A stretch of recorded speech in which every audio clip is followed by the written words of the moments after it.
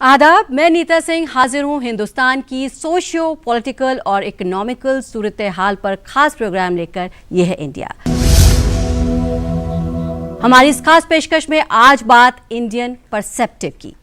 जी हाँ, आज़ादी के महज 70-72 वर्षों में आज हिंदुस्तान दुनिया के नक्शे पर सबसे बड़ी प्रैक्टिसिंग डेमोक्रेसी, सब कॉन्टिनेंट के सबसे ज़्यादा डाइवर्सिटी वाले सबसे बड़े मुल्क और दुनिया में तेज़ी से उभरती हुई बड़ी इकॉनमी के तौर पर अपनी पहचान बना चुका है।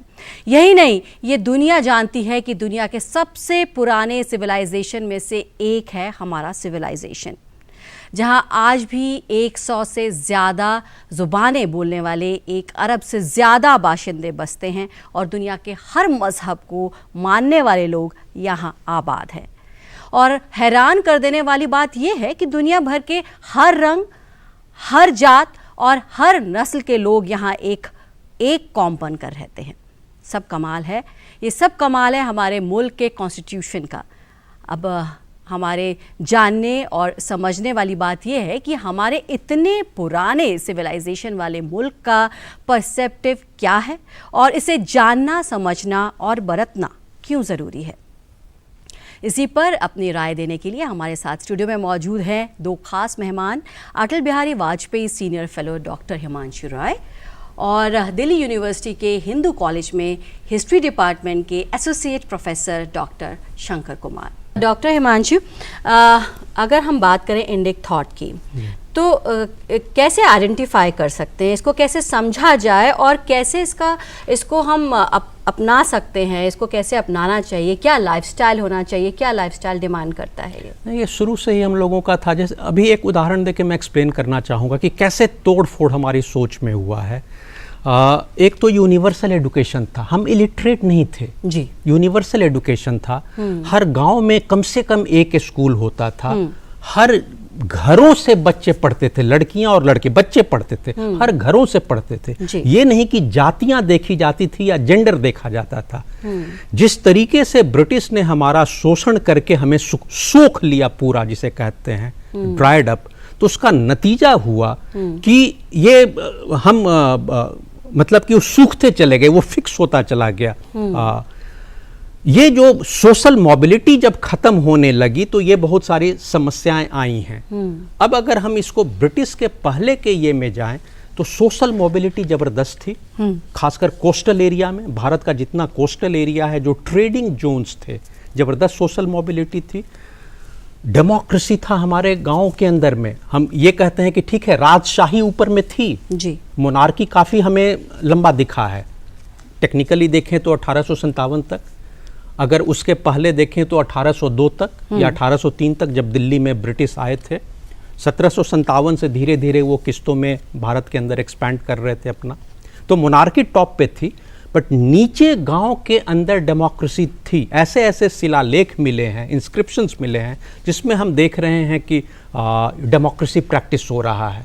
यानी कि जनता, गांव की जनता कलेक्टिवली तय कर रही है कि क्या हमें कदम उठाना है गांव के उत्थान के लिए। ये इंस्क्रिप्शंस मिल रहे हैं चोला डायनेस्टी के, राजा राज डायनेस्टी के, 1029 के, 1068 के, आज से यानी कि 1100 साल पहले इंस्क्रिप्शंस मिल रहे हैं। आपको आश्चर्य होगा कि चेन्नई से 60-70 किलोमीटर की दूरी पे जो मंदिरों में शिलालेख मिले हैं, उसमें 15 बेडेड हॉस्पिटल है। डॉक्टर शंकर, अगर आपसे मैं जानना चाहूँ कि लिविंग सिविलाइजेशन है, रीडिंग मेमोरी है, तो उसमें आप कैसे आइडेंटिफाई करते हैं इंडिक थॉट को? अभी मैं कुछ इसमें ऐड करना चाह रहा हूँ जो प्रोफेसर हिमांशु राय ने कहा। एक तो जो आपको लिविंग ट्रेडिशन में चीज़ें मिलती हैं, उसके साक्ष्य उपलब्ध हैं, उसके आधार पर इतिहासकार अपनी व्याख्या करते हैं, वो आप निरंतरता या चेंज के तौर पर देखते हैं। परंतु जो इतिहास लेखन है, जिसे हिस्टोरियोग्राफी कहते हैं, मैं उसके ऊपर थोड़ा ध्यान देकर कुछ बोलना चाह रहा हूँ। ब्रिटिश के आने के पश्चात जो हिस्टोरियोग्राफिकल ट्रेंड डेवलप हुआ या जो हिस्ट्री को देखने का नज़रिया बदला, और ये नज़रिया वैश्विक था जी, जैसा मैंने पहले कहा कि वो इम्पिरिकल ट्रेडिशन पर बेस्ड था, वो पॉजिटिविस्ट तरीके से चीज़ों को देखना चाह रहे थे, साक्ष्यों के आलोक में इतिहास को समझना चाह रहे थे और उसकी व्याख्या भी उन्हीं साक्ष्यों के आधार पर करना चाह रहे थे। ऐसे में जो मेमोरी है, कलेक्टिव मेमोरी है, जिसे आप अदरवाइज वेरीफाई नहीं कर सकते साक्ष्यों के आलोक में, परंतु वो है, जैसा मैंने कहा कि उसका दबाव होता है। और अगर जैसे आस्था है, आस्था अगर आपके मानस का हिस्सा है तो वो आपके कलेक्टिव बिहेवियर पर इंडिविजुअल बिहेवियर को इन्फ्लुएंस एक अलग तरीके से करता है। आप उसे डिसमिस करते रहें, परंतु अगर आज भी लोक इतिहास कुछ और कहता है और एकेडमिक इतिहास कुछ और कहता है, उसका जो फ्लैश पॉइंट है वो कई बार हम लोग देख चुके हैं, कई फिल्में बनती हैं और उस पर झगड़ा होता है। तो ये सारी बातें क्यों होती है? क्योंकि लोक में जो इतिहास है वो एकेडमिक इतिहास जो लिखा जा रहा है उससे थोड़ी अलग है।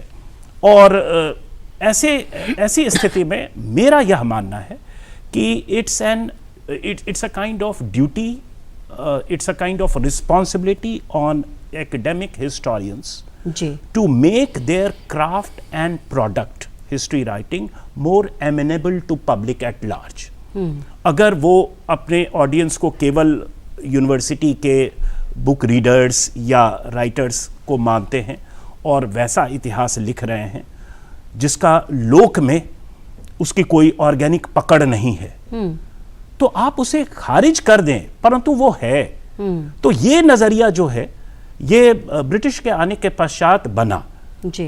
अब आज के दिन में जब थियोरी ऑफ रिलेटिविटी है, this is post Einsteinian physics times that we are living in, 200 साल तक न्यूटन की जो सर्टिट्यूड वाली फिजिक्स थी उसको पलट दिया आइंस्टाइन ने, और अब चीजें रिलेटिविटी के आधार पर देखी जा रही हैं।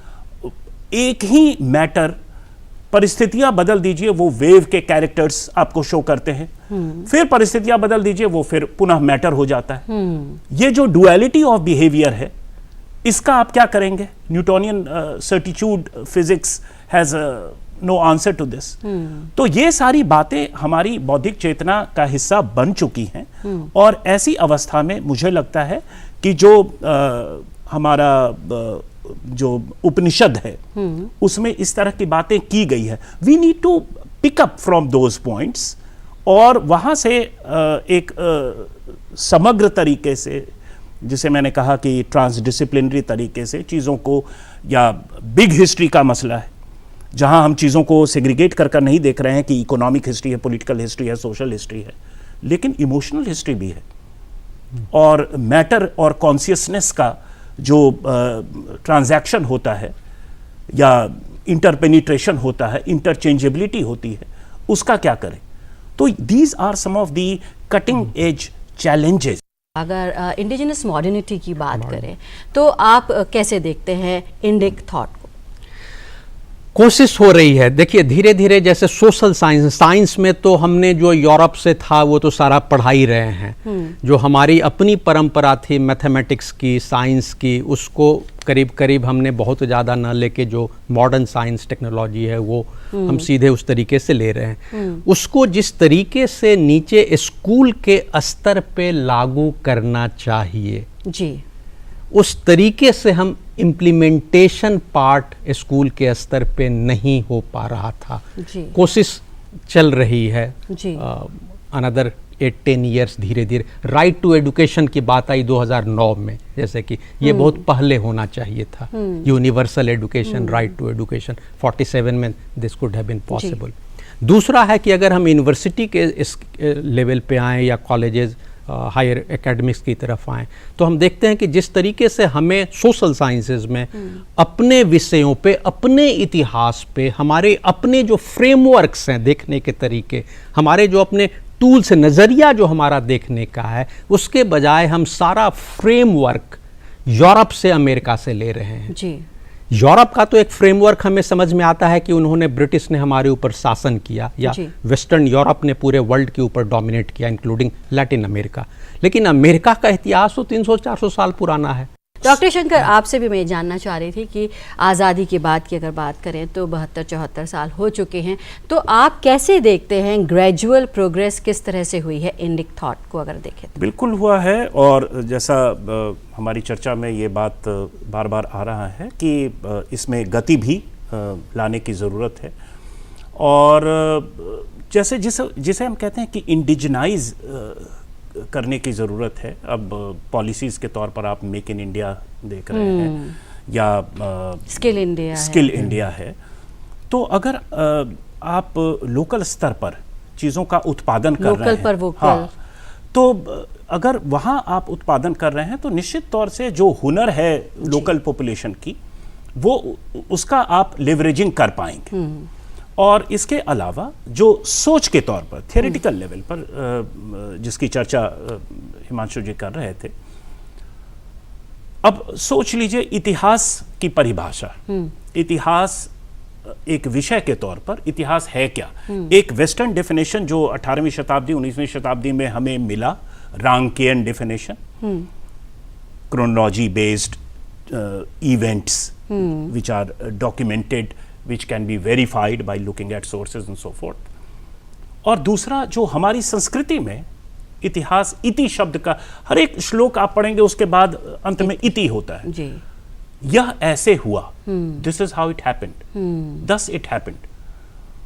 उसमें साक्ष्य की जरूरत थी नहीं। और मैं बार बार ये कह रहा हूं 1600 ईस्वी तक जो क्रिश्चियन हिस्ट्री है, यूरोपियन हिस्ट्री है, वो भी फैक्चुअली बिल्कुल इनकरेक्ट था। उनके अनुसार चर्च ने जो बताया था कि अर्थ कितना पुराना है, पृथ्वी कितना पुराना है, तो उसके उनके हिसाब से 4000 वर्ष पुराना था जी। और उसके पहले तो कुछ था ही नहीं। अर्थ का फॉर्मेशन ही उस समय हुआ है 6000 वर्ष आज से अगर देखें तो। और भारतीय परंपरा में आप देखें तो समय का विस्तार है जी। और उसके ऊपर कई रिसर्चेस, कटिंग एज रिसर्चेस हो रहे हैं कि कौन सा कॉस्मिक टाइम हम यूज करें, कौन सा कॉस्मिक स्केल यूज करें which could be more appropriate for calculating astronomical entities. वहां भारतीय परंपरा आपको ज्यादा सहूलियत देता है।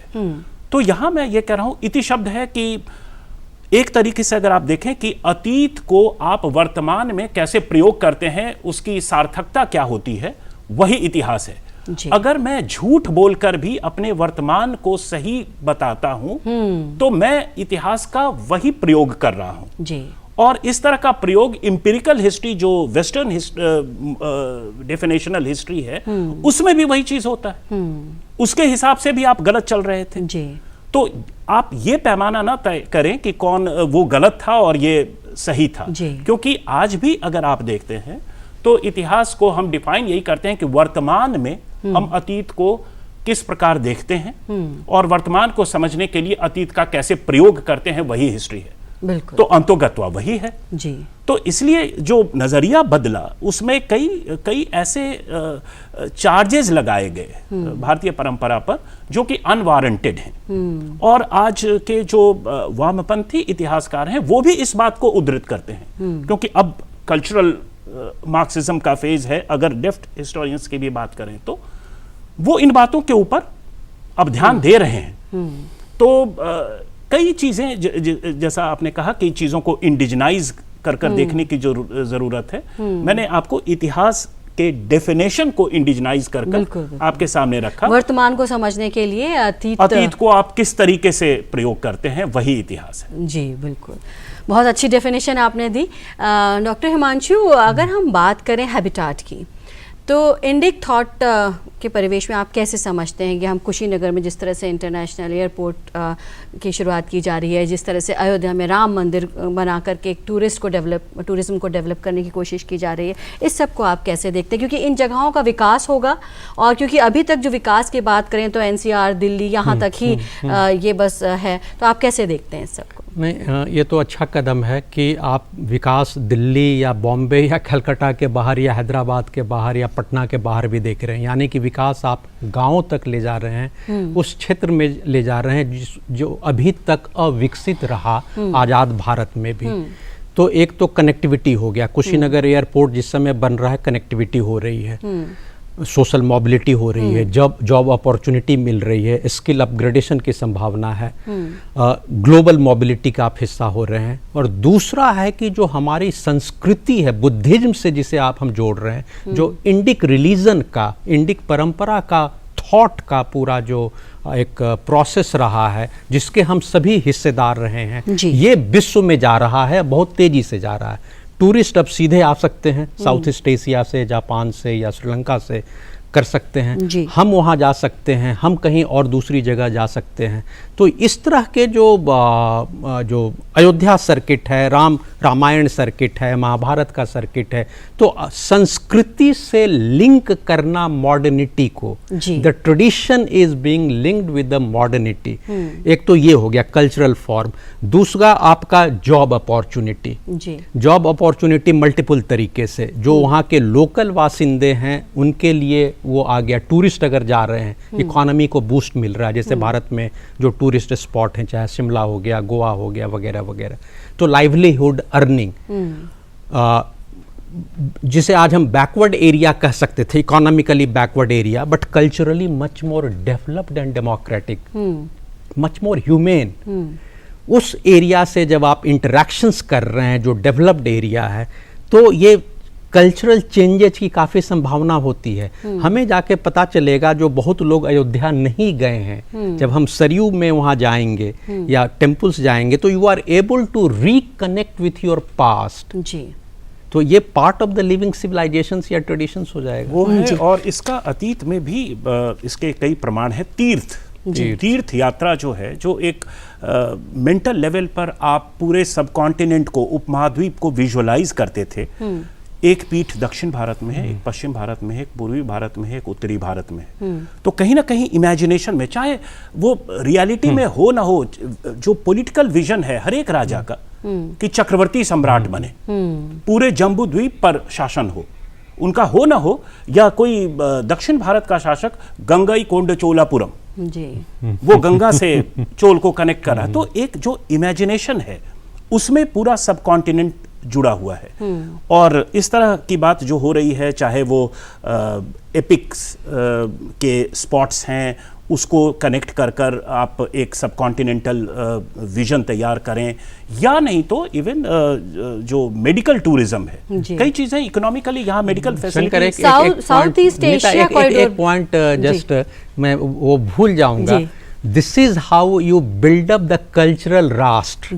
जो फीलिंग ऑफ नेशन है, जिसे हम राष्ट्र कहते हैं, या कॉन्शसनेस ऑफ द राष्ट्र, ये हमारे यहाँ शताब्दियों से एग्जिस्ट किया है, जिसे हम सांस्कृतिक राष्ट्र कहते हैं। ये उसका एग्जाम्पल है ये, कि जो चार पीठ हैं, और जिस तरीके से हम आज अयोध्या जा रहे हैं या कुशीनगर जा रहे हैं, trying to revive that cultural consciousness of India being one राष्ट्र, सांस्कृतिक राष्ट्र।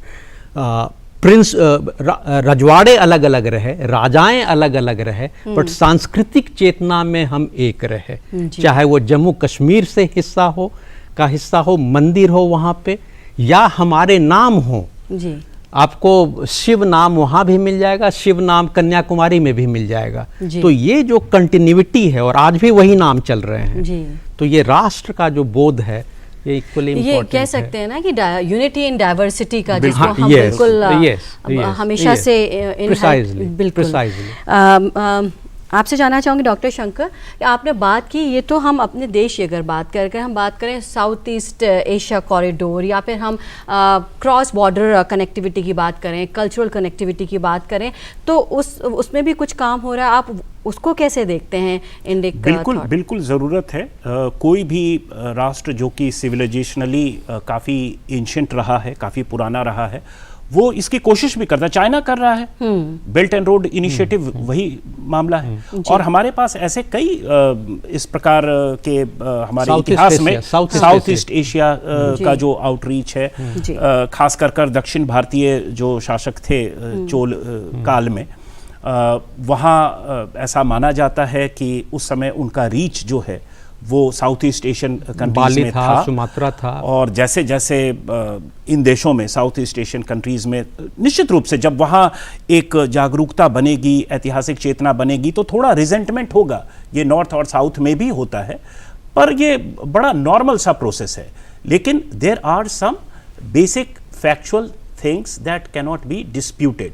तो वो एक कनेक्शन जो उस समय बना, उससे एक सिविलाइजेशनल इंपल्स, जी, इसलिए मैं एक बड़ा सॉफ्ट वर्ड यूज कर रहा हूं, सिविलाइजेशनल इंपल्स तो निश्चित रूप से वहां गया है, and we can trace that in the names of some of the sites in south east Asia, जहां अभी भी एपिक ट्रेडिशन को लोग, रामायण का जो ट्रेडिशन है वो लोक में है, जी, वहां लोग उसका मंचन करते हैं, जी बिल्कुल, वो एयरलाइंस का नाम गरुड़ है, जी बिल्कुल।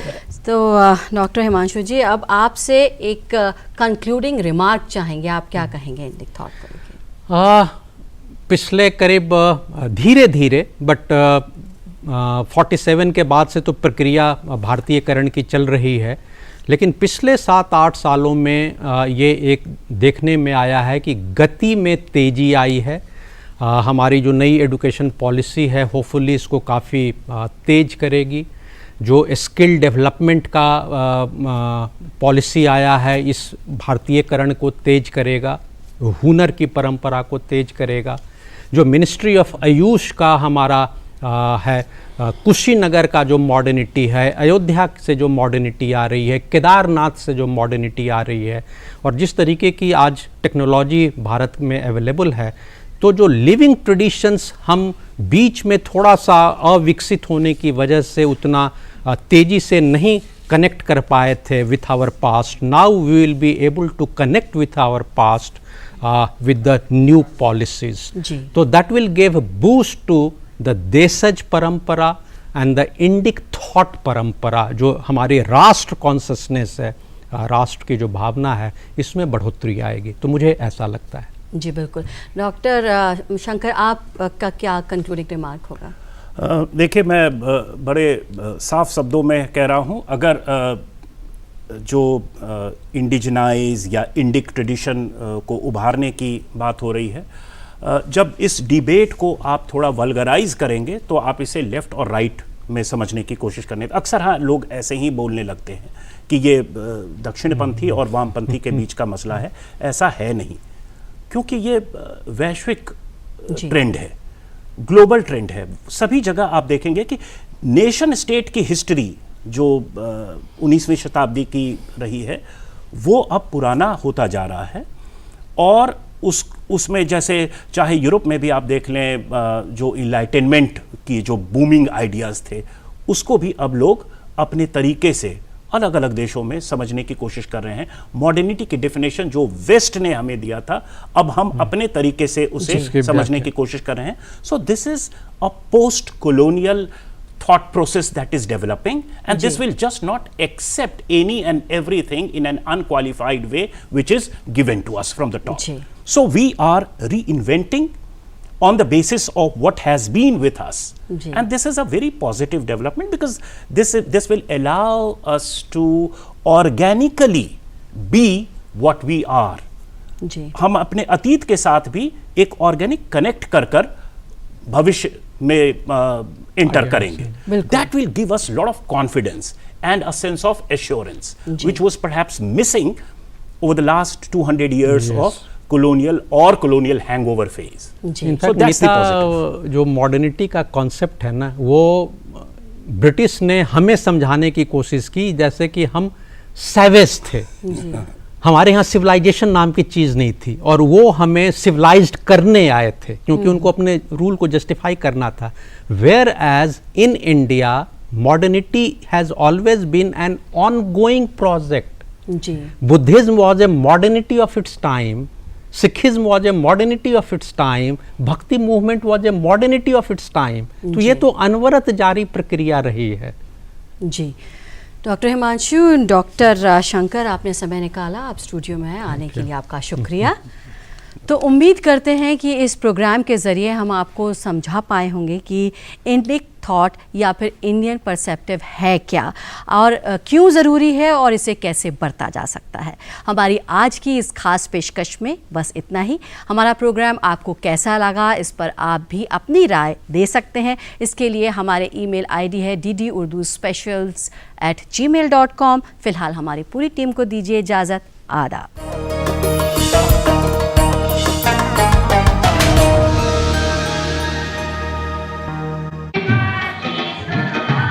कैसा लग रहा है? मैडम फेशियल कैसा लग रहा है? शादी के पहले आता है सीजन शादी.com का, आज ही डाउनलोड कीजिए।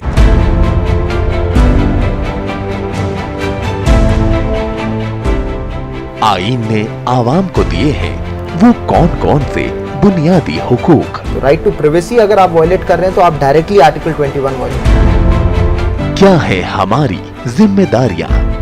डिफेमेशन के लिए जरूरी है कि जो आप कह रही हैं वो कोई तीसरा सुन ले। इन सवालों के जवाब के लिए देखना ना भूलें हिंदुस्तानी आईन पर मबनी खास प्रोग्राम अपना मुल्क अपना आईन, सिर्फ डीडी उर्दू पर बरोज़े जुमा रात 8:30 बजे।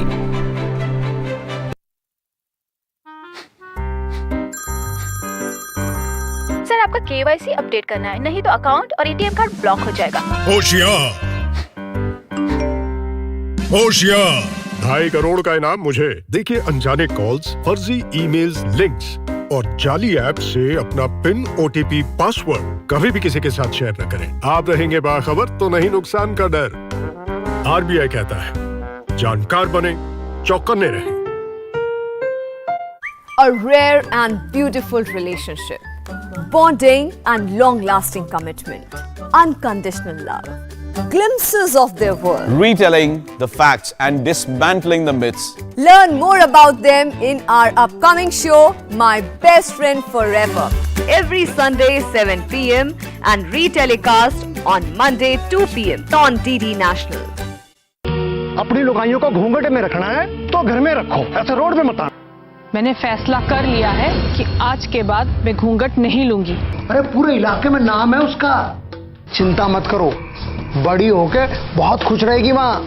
गलती हो गई मारी छोरी से, उसकी तरफ से मैं माफी मांगू।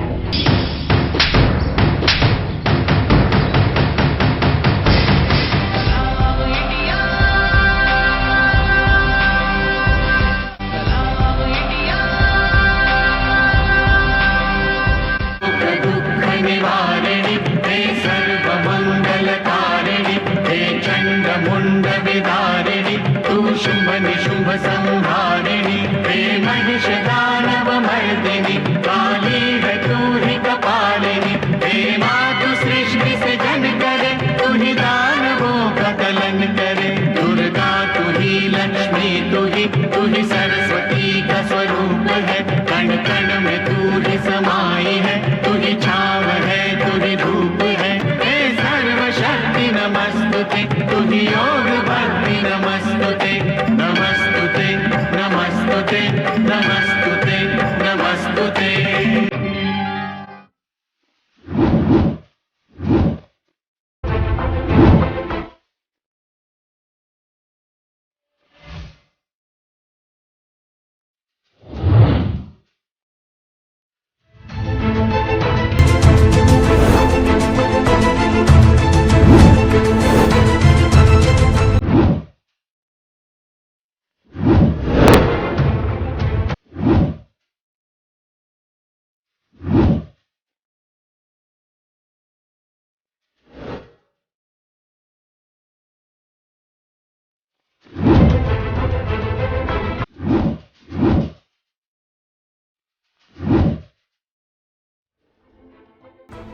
जानने के लिए देखिए हर शनिवार शाम 5:30 बजे सरकार आपके साथ, सिर्फ दूरदर्शन किसान पर।